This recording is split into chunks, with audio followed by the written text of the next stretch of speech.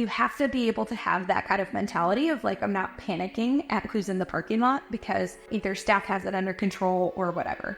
People maintained that really good boundary, even though they already knew where we lived. It's nice because you can work from home, but then when you do work from the gym, you definitely don't want to be the very last person there.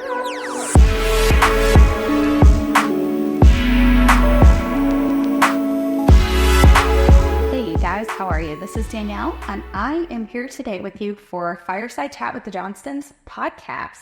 So today is a podcast-only episode. We will likely have this up on YouTube, but it has been a crazy busy week. So if it has been crazy for you, I'm feeling it this week. Normally, Justin and I do these together. This is the third week in a row that you are going to hear from just me. He has been on non-stop calls with gym owners this week. I think he just ended call number 9 or 10. So it has been a crazy busy week for him, in addition to all the other things we do. This weekend is kind of the first big performance that my teams are doing. We got our choreography early this year, and we are actually going to do a pyramids and stunts at this like local festival. It's kind of a big benchmark for us every year. So it felt a little bit crazy in the gym this week too. So if you're starting to get back into the swing of like competition season and you feel the pressure because you have these benchmarks that you're trying to reach, I am there with you. You are not alone. So guys, if you have never listened to Fireside Chat with the Johnstons before, I am Danielle. I own Twister Sports in the middle of Warrensburg, Missouri, which is a super small town of just 20,000 people. My gym does competitive cheerleading, competitive tumbling, competitive hip hop, recreational cheer, tumble, gymnastics, ninja, dance. We have indoor batting cages. We do birthday parties, private lessons.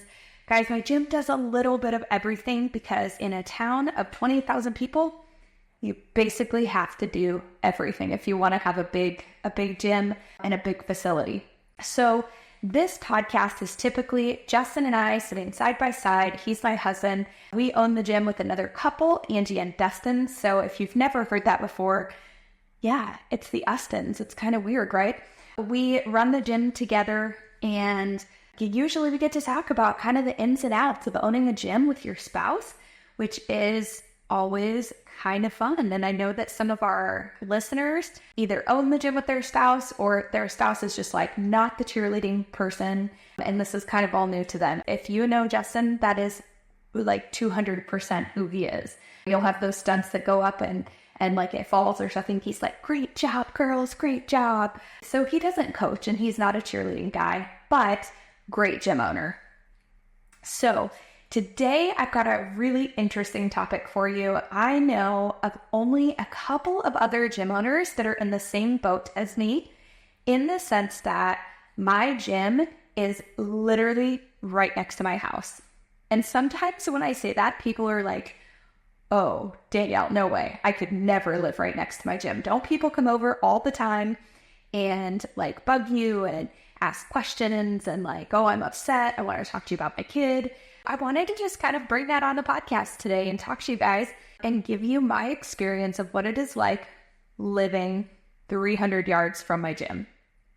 So this really got me thinking because last night I got a message from a parent at the gym.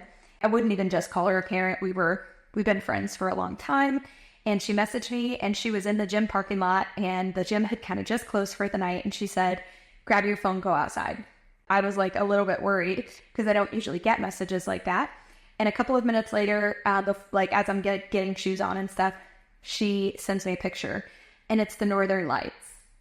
My gym is located about a quarter mile away from Walmart, which is probably the biggest landmark in my city, and about a quarter mile north of a highway. And so we're truly in this unique position where we're super close to the town, but we're kind of in the country.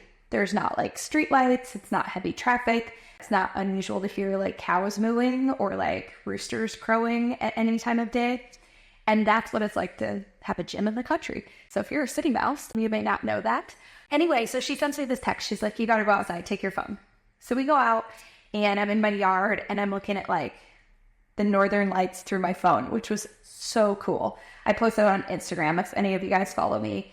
And so it was crazy to see, but it really got me thinking like, wow, there are some benefits to living this close to the gym also, because I'm like the only person that lives in this area. I wouldn't have known what a cool view it was right from my yard. Additionally, my daughter was there and she's like, oh yeah, she had like just come home from open gym. She's 14. She's like, oh yeah, people were in the parking lot taking pictures. And I was like, oh, okay. Anyway, it's kind of a unique situation, right? So I wanted to give you just a couple of the like myth busting fears that you might have if you ever have the opportunity to live next to your gym, or if you're just curious what it's like. And I want to give you guys a couple of the realities. We built our house in 2020, coincidentally. Like the end of 2019, we were like, we want to look for some land and kind of move outside of neighborhood. Justin is just out made for an HOA. And so we thought, yeah, we're going to like build a house somewhere out in the country. And at the time, our gym had 11 acres and, you know, a whole bunch of it was like not even used by the gym. Like we have this huge building, great parking lot, but like a whole section of the property was just the woods. And it wasn't like nice, big, mature trees. It was just kind of like brush and, you know, small little trees. As we're looking at land, we're like, oh my gosh, this is so expensive to go buy land right now and try to build. And so Justin like is drawing in bed one night and I'm like, what are you doing? And he's like, well, I was kind of thinking about maybe what if we sectioned off a portion of the property at the gym and built our house there? And my first reaction was like, oh my gosh, no way. There's no way. I would never do that. And so I kind of sat on it for a little bit. And a few days later, I started thinking, you know, everybody in my gym, like all the people in my tier program know where I live anyway. I invite people to my house for team bondings all the time. We always had this big house because we have so many kids. Like my daughter was 10 at the time. She had friends over all the time from the gym. We lived in a very popular neighborhood. There's only so many in a town of 20,000. We lived in a very popular neighborhood where a lot of people knew where we lived. Literally, Justin drove a truck that was wrapped with twisters on it. And so like everyone knew that was our house. So I started thinking about it. I'm like, you know, maybe it wouldn't be that bad. People already know it's our house and nobody is like stopping me in my driveway to talk to me about twisters. Nobody is like, oh, I'm so mad about something that just happened at the gym. I'm going to your house.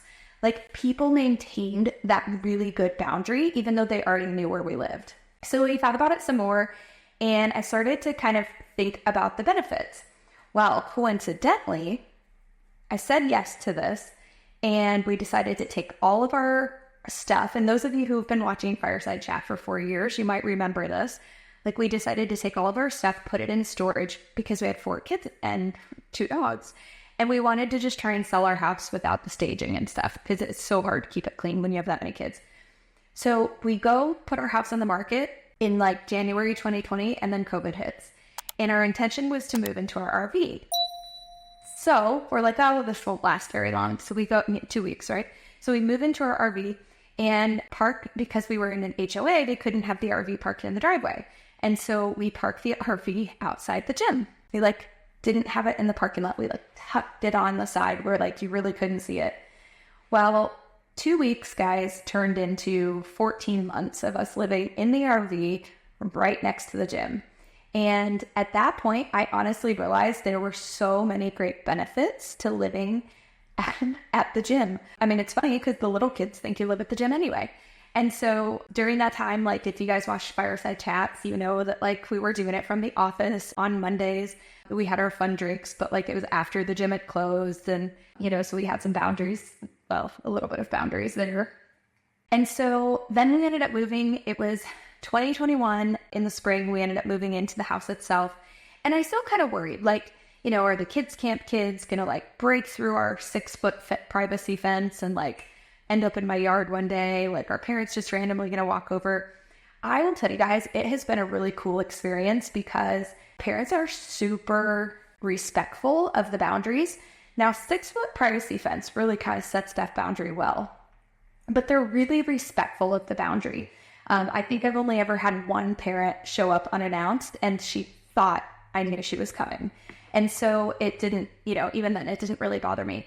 There have been some major conveniences. You know, my daughter had practice and then she would have like a 30-minute break between practices where sometimes you have to just kind of sit and hang at the gym, and then you end up being there for 4 hours. Last season, she would do her practice. She would come home, eat dinner. It was like probably not enough time to digest, but then she got to skip warm-ups at the second one, or at least some of the warm-ups. And then she would go back to the gym to do that second practice. Last night, we got home. I brought her home from youth group, and youth group ended at 8. We got home about 8:10, 8:15. And I was like, hey, what are you doing? You're going to be working on homework? She's like, nope, I'm going to go over to open gym first, and then I'll be back at 9. Like, the freedom that our kids have had, being able to just kind of go back and forth to the gym, has been really nice. I have opened my house for certain things. We have an in-ground pool, and so I have opened my house for things like team bondings, especially the teams that I coach, but also our public pool didn't open until pretty late this year. So I had a parent who, they like never asked me this, who had said, hey, is there any way we could use your house for a team bonding and use your pool? And I was all about it. If you guys have seen, because I've shown a couple pictures throughout the process, or if you followed me on Instagram back then, we have a very tall house. Justin built it super tall. And so it looks really quite big from the gym. You might be wondering, like, are people saying like, oh, I paid for that. You're using all the money for this and whatever. They really don't, because I think when you have that level of generosity within your program, people don't think of it that way. Inviting them over to like use my pool for team bondings has been great. Is there a liability? Yes, I'm very clear. This is not a Twisters thing. This is Danielle inviting you to my house for this single activity. It is Danielle as a mom, not Twisters. Other things like, our staff, we've done staff meetings at my house. We actually just did a staff meeting here a couple days ago. Last year, we rented this really expensive, Airbnb in Branson, and we said, hey, this year, I think we want to scale it back just a little bit so that we don't have to take an entire weekend during football season for our staff, who are mostly college cheerleaders this year. Worked out really well. They were able to just come over to my house. We had food. We did training right in my living room, set up a mat there. Patrick brought over, half the gym's equipment. And then we were able to get the training done, but it was comfortable. It was cozy and comfortable and inviting, and it felt like you were there, like as part of the family. I thought that was really great because we were able to take this asset we already have and utilize it to benefit the gym. Some other things that I've kind of thought about over the years, and I'm going to teach more on this at the January conference where I talk about how to make money and save more money in 2025. But, anytime you're using your house for your business, this is a viable tax deduction that you can actually be using. And so when I use the house for things like that, we note that it was used for this purpose on this day from this time to this time, and you can actually reimburse yourself for the rent for your house. It's a tax in a sense, like you're making money from your business or you're using a profit share you already did as a reimbursement. There's some really good benefits of it then too. Of course, that's hard if you live an hour away, you're not going to probably go grab equipment and bring it back and forth, etc. So let's talk about a couple of the downsides. I am pretty oblivious to what's happening at the gym certain times. My staff really is amazing. They have it under control. We have a good staff calendar. We have a calendar of events in the gym. And so I'm sort of at a stage where I don't always know what's happening. In fact, I just walked upstairs right before this podcast to go grab a microphone from Justin's office. And I look over out the window and there's 2 huge buses, like school buses, and a bunch of cars in the parking lot. And it's Friday at, 2:00. I'm like, what the heck is happening in the parking lot right now? And I had to go to my phone and say, oh yeah, they're field trip. You have to be able to have that kind of mentality of I'm not panicking at who's in the parking lot because either staff has it under control or whatever. That said, it has been a really good security feature for us being out in the country. Teenagers like to come do donuts in our really big parking lot, and most of those teenagers are not our own children. And so we've, caught a couple of kids out there doing donuts in the parking lot. Justin caught people that were trying to break into this shed that really doesn't have anything valuable in it anyway. There have been some benefits. We have security cameras, but if you lived 15 minutes away, you wouldn't be able to come yell at the teenagers doing donuts in your parking lot, right? It's been really good on that end. Challenges, when I coach, sometimes I have found that I am waiting until the very last minute to go over to the gym because I'm like, oh yeah, it's 5:50. I coach at 6:00. I've got 10 minutes. I can finish a project really fast in 5 minutes, get sent off, and then head over to the gym. And I find that while the expectation is that my staff is there 7 to 10 minutes early, I'm kind of the one trailing at the last minute because I know it takes me 60 seconds to walk over to the gym. So I do know that that can be a downfall sometimes of living that close to the gym. I do know actually several gym owners who live that close to their gyms. And that's kind of something we've talked about is like, it's nice because you can work from home, but then when you do work from the gym, you definitely don't want to be the very last person there. So guys, this was a quick episode today. I just have been asked by so many people what it's like to live next to the gym, and people think that it would probably be this hellish nightmare. In all reality, people have really good boundaries. Those who don't are probably people that were not in a gym very long anyway. And so they probably never got to that point where they understood that, you would have to have those boundaries. Hopefully that answered all of your questions. I look forward to telling you guys more about Anderson's Law, which is something that will save you some money if you're using your house from time to time for staff trainings or whatnot. More at our January conference. It is January 3rd through 5th in Las Vegas, of course, 2025. And so you can actually head over to our website, ngconferences.com. You can view the class schedule, see which classes everybody's teaching, see who our speakers are, and get familiar with that. You can also register right there. In the past couple of years, our January conferences, you would kind of think like, man, it's not the main time of the year for conferences, but our January conferences, guys, they sell out. So don't delay. The rooms are probably the most affordable that Shelly has ever been able to negotiate. So she is in your corner trying to find super affordable lodging accommodations at a great casino right there, close to the Strip in Vegas. So make sure you head over to our conference and get registered for that. And then I look forward to seeing you guys. Hopefully Justin will be here with me on the next one. I look forward to seeing you guys right here on the Fireside Chat podcast.